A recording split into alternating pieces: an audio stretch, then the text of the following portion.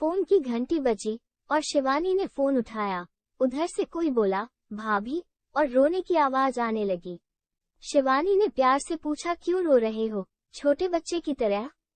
अमित रोते हुए बोला, भाभी, और फिर सुबकने की आवाज आने लगी। शिवानी बोली, पहले चुप हो जाओ। अमित थोड़ा शांत होकर बोला, भाभी, प्लीज भैया को छुड़ा दो, मुझसे ऐसी बात मत करो, मैं फोन रखती हूँ। शिवानी यह कहते हुए फोन रखने लगी। तभी उधर से आवाज आई, भाभी प्लीज फोन मत रखना। भाभी, भैया की गलती नहीं है। क्या कह रहे हो तुम? तुम्हें पता भी है मुझे तुमसे इस विषय में कोई बात नहीं करनी।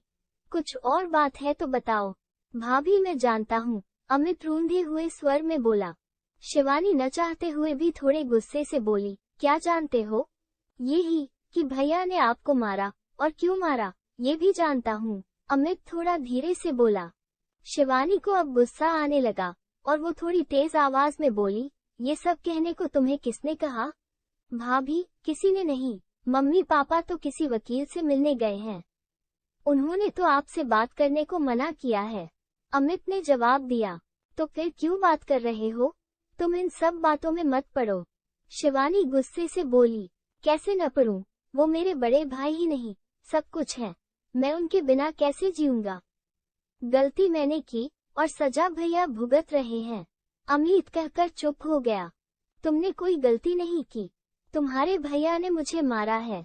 एक बार ही नहीं, 2 बार, पहले थप्पड़ मारा और फिर अगले दिन गला दबाने की कोशिश की।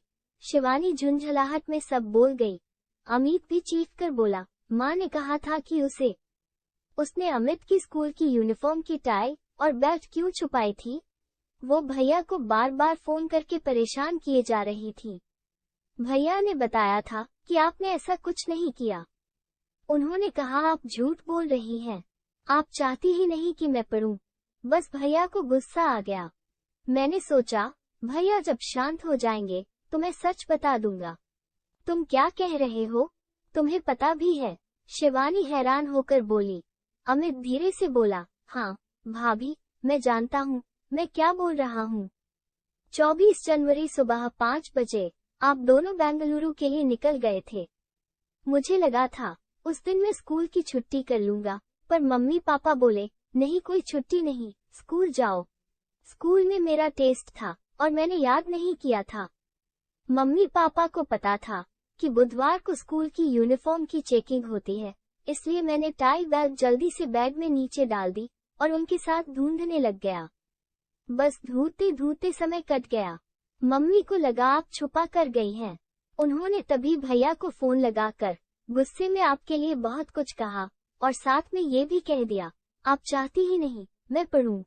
मुझे यह नहीं पता था यह इतनी बड़ी बात हो जाएगी। सॉरी भाभी, शिवानी ने दर्द भरी आवाज में कहा। तुमने यह बात अपने भैया से क्यों नहीं बताई? मैंने भैया को फोन किया था, पर भैया ने कहा मैं बाद में बात करूंगा। मैं डर भी गया था। भाभी, प्लीज मेरे भैया को जेल से निकाल दो, उनकी जिंदगी खराब हो जाएगी। उन्होंने बहुत मेहनत की है, तब जाकर इतनी अच्छी नौकरी मिली है।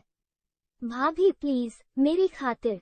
ये कहकर अमित जोर जोर से रोने लगा।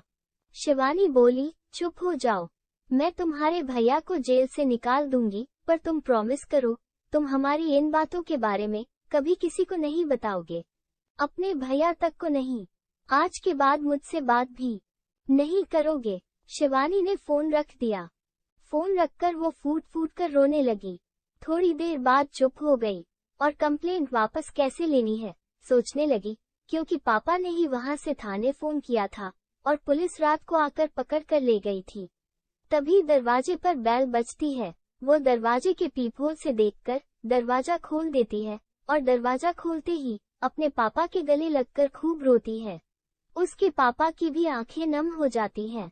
फिर उसके पापा उसे चुप करवाते हैं और उसे कहते हैं, तैयार हो जाओ, थाने जाना है, FIR लिखवानी है। रात को सिर्फ तुम्हारे प्रोटेक्शन के लिए पुलिस उसे ले गई थी। शिवानी पहले अपने पापा को पानी देती है और फिर चाय बनाकर लाती है। पापा कहते हैं, चाय क्यों बनाई? शिवानी कहती है, पापा पहले मुझे आपसे कुछ बातें करनी है, और फिर वह बैठकर सब बातें बताती है। बातें सुनकर पापा एक गहरी लंबी सांस लेते हैं और कहते हैं, तो अब तू क्या करना चाहती है? दुखी मन से पूछते हैं।